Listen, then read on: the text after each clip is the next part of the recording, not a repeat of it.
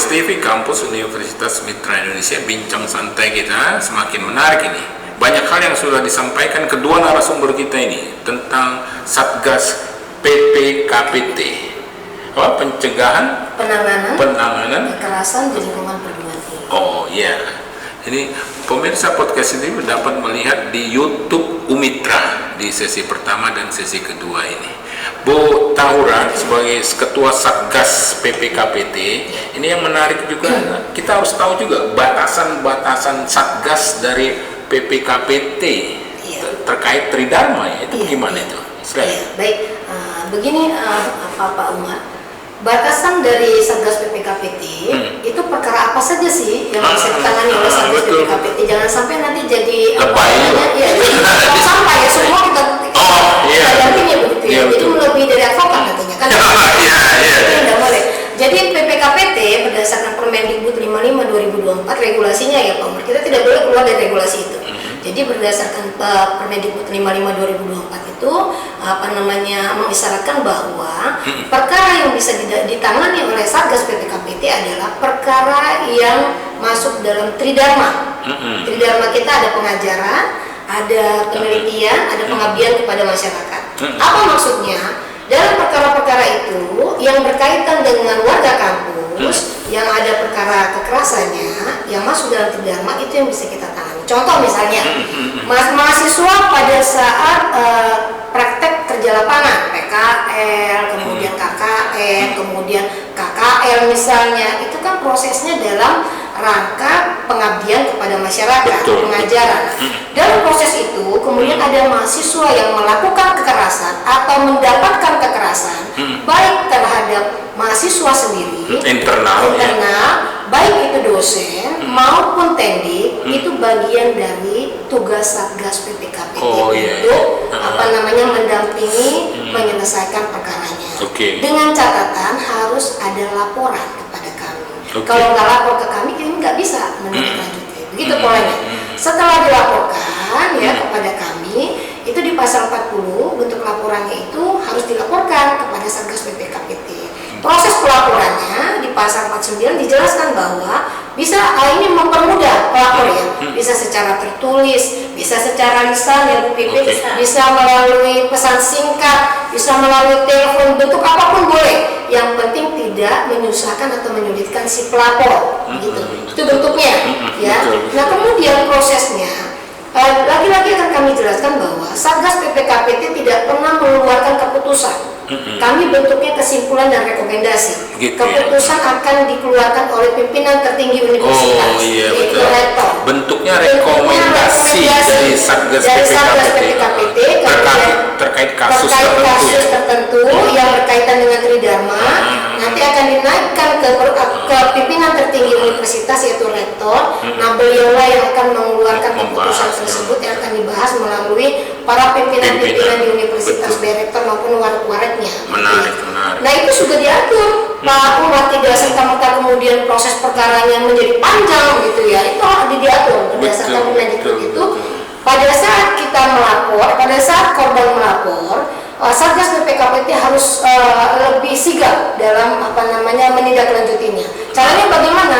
Pada saat laporan itu masuk, 5 hari setelah laporan itu masuk, maksimal itu Pak harus ditindaklanjuti oleh kami. Iya, segera 5 hari. 5 hari batasannya. Kita melakukan asesmen, kita memanggil korban, kemudian terduga pelapor, kita melakukan investigasi. Itu dilakukan pemeriksaan selama 30 hari.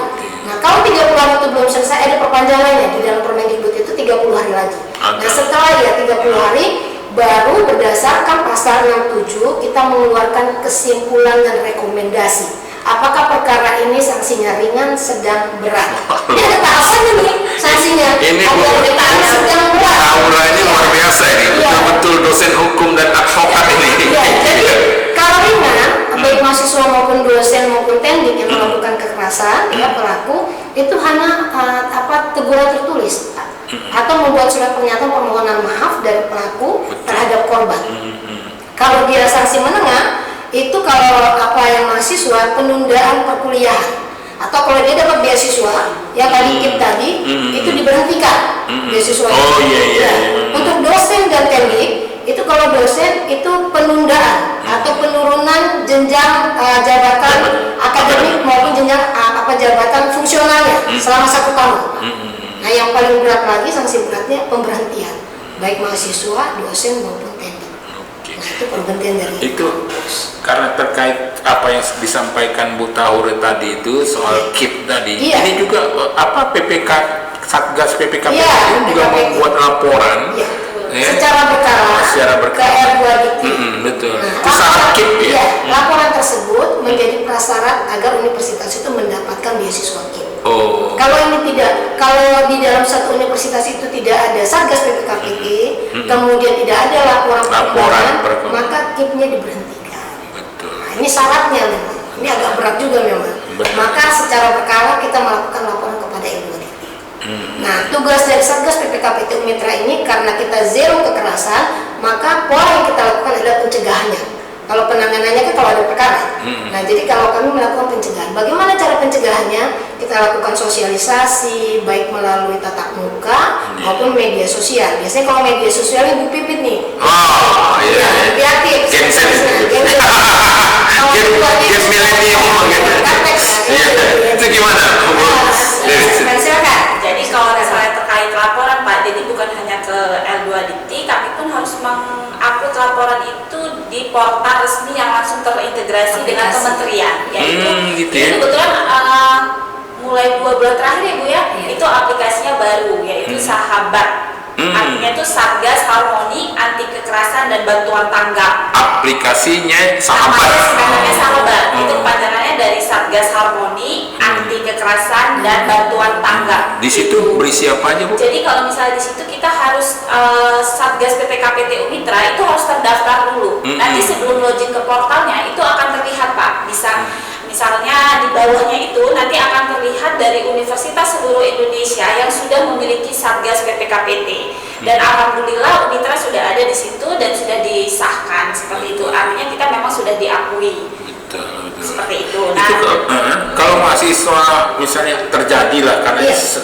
sampai saat ini insya Allah nggak ada lah ya, walaupun terjadi interaksinya sering dan sebagainya, tapi kan belum ada. Itu mereka mahasiswa lah. Apa lapor kemana itu Bu Pipit? Oke, jadi ini yang perlu kita tegaskan bahwa mungkin bukan hanya korban. Mungkin kalau misalnya korban, misalnya dia dikatakan malu ya Pak atau takut. Rekan-rekannya, jadi memang perlu ditumbuhkan rasa empati dan peduli gitu. Jadi bukan hanya korban, rekan-rekannya saja nih yang tahu di lingkungan sekitarnya yang untuk lebih peduli, lebih aware. Jadi kalau misalnya ada yang tahu, atau yang mengalami kekerasan, itu kami sudah kami buka akses seluas-luasnya dan itu kami jamin kerahasiaan pelapor. Jadi selain korban bisa aja karena korban malu atau nggak enak, ada kawannya yang lihat bisa aja kawannya melaporkan gitu ya. Itu banyak tidak percaya diri, takut, kemudian khawatir gitu ya. Betul ya, khawatir. Ketahui halayak ramai, maka fungsinya bisa dialihkan ke temannya, sahabatnya, lingkungannya pun nggak apa-apa. Kita melaporkan, nanti kita tindak lanjut. Itu yang ada laporan. Mereka lapor ke Satgas yang 17 itu ya atau kemana? Kami kalau ada call centernya Pak, itu call center. ada WA, bisa via WA atau telepon, terus bisa juga melalui DM di IG, terus ada websitenya juga. Gitu. Websitenya apa? Websitenya itu ppkpt.umitra. Kalau Instagramnya ppkpt.umitra. Ini mungkin sekalian info bisa di follow gitu. Jadi kalau ada pengaduan bisa lewat DM IG, terus bisa juga kalau misalnya mau langsung silakan. Call center kami di 0821 7714 9232 dan kami jamin keamanan dan kerahasiaannya. Ya, pemirsa podcast TV itu kalau kata Bu Pipit Satgas PPKPT, Sekretaris Satgas PPKPT itu kalau bisa ada perundungan atau ada masalah ya kan, pelecehan ada 6 itu tadi bisa ke portal ya dan silakan ulang dulu.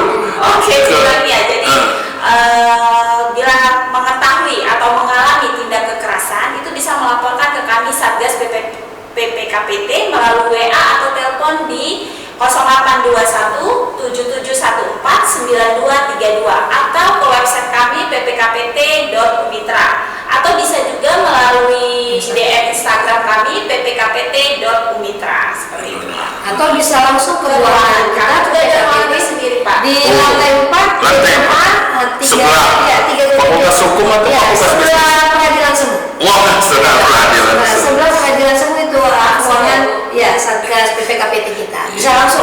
Tapi biasanya memang korban kalau sudah terjadi perkara agak ada ketidakpercayaan untuk ruangan, maka kita buka pada akses media sosial. Oh ya, itu Untuk mengantisipasi.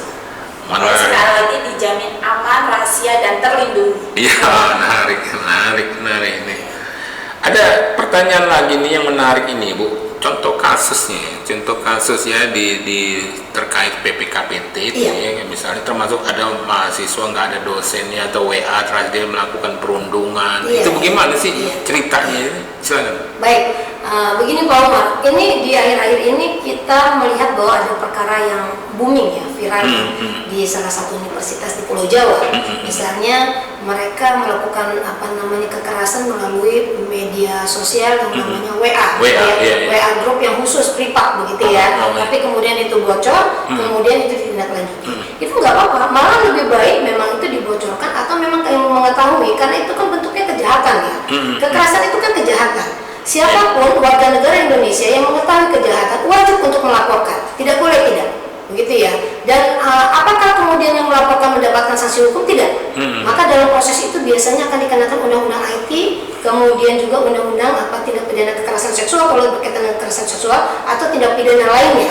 Jadi nanti berlapis bentuknya, begitu. Karena itu harus ditindaklanjuti. Kalau tidak nanti akan semakin menjamur atau merajalela kekerasan yang terjadi melalui media sosial, melalui chat WA yang khusus tadi, yang privat tadi. Itu harus ditindaklanjuti. Nah, pelakunya jangan takut akan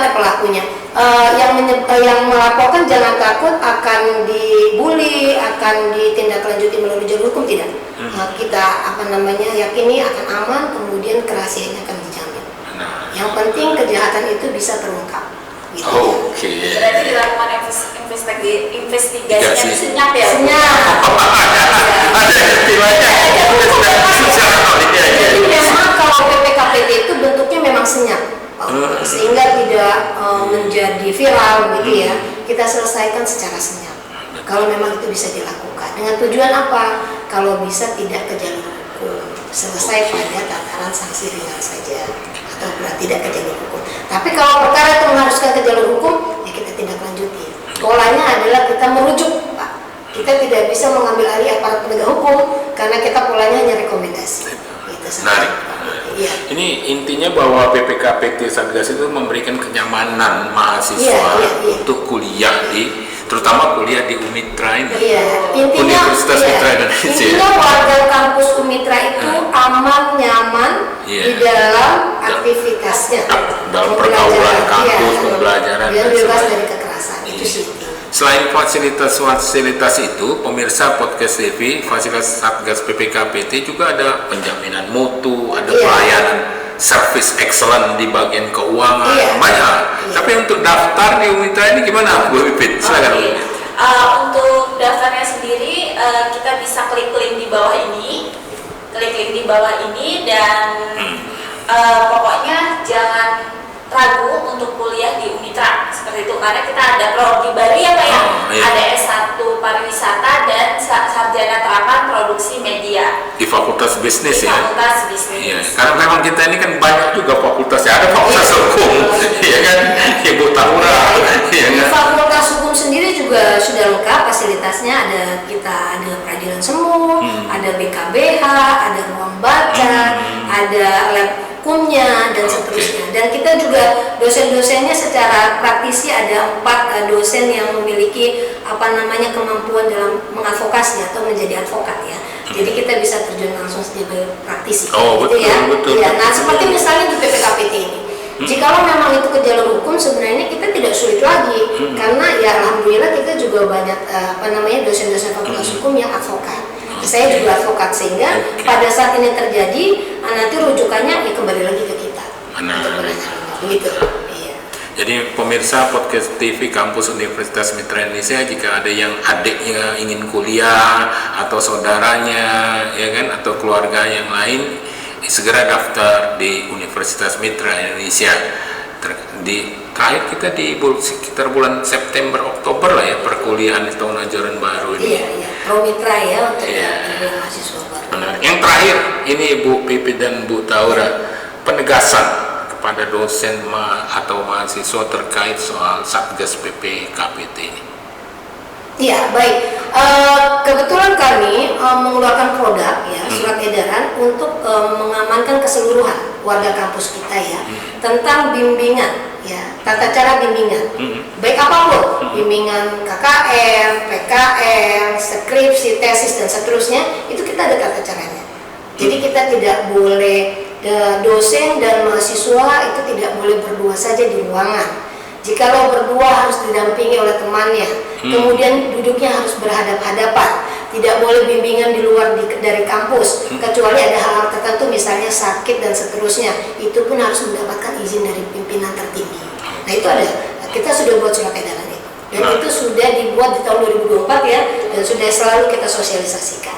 Karena ini lagi ramai bimbingan ya Pak ya untuk skripsi ya, tesis yang untuk mengantisipasi itu. Memang pola kita karena kita zero kekerasan, maka yang kita utamakan pencegahan. Caranya sosialisasi. Terima kasih Bu Tar. Kalau closing statement dari Bu Tar, Pipit. Kalau Bu dari ketua tadi sudah jelas ya Pak. Mungkin kalau closing dari saya pantun aja deh. Kesannya ya. Jadi pergi belajar penuh semangat. Menuntut ilmu raih prestasi. PPKPT Unitra hadir memberi sahabat. Kampus aman, nyaman, penuh empati. Terima kasih ya Bu Tahura, di tengah kesibukan yang menguji mahasiswa dan Bu Pipit ya kan, tapi jangan bosan-bosannya kita podcast untuk pemirsa Podcast TV. Ya pemirsa Podcast TV Kampus Universitas Indonesia, kita sudah berada pada penghujung acara bincang santai kita. Saya pembawa acara Umar Bakti mohon pamit dan mohon maaf jika ada salah kata. Saya tutup billahi taufiq wal hidayah. Wassalamualaikum warahmatullahi wabarakatuh. Waalaikumsalam.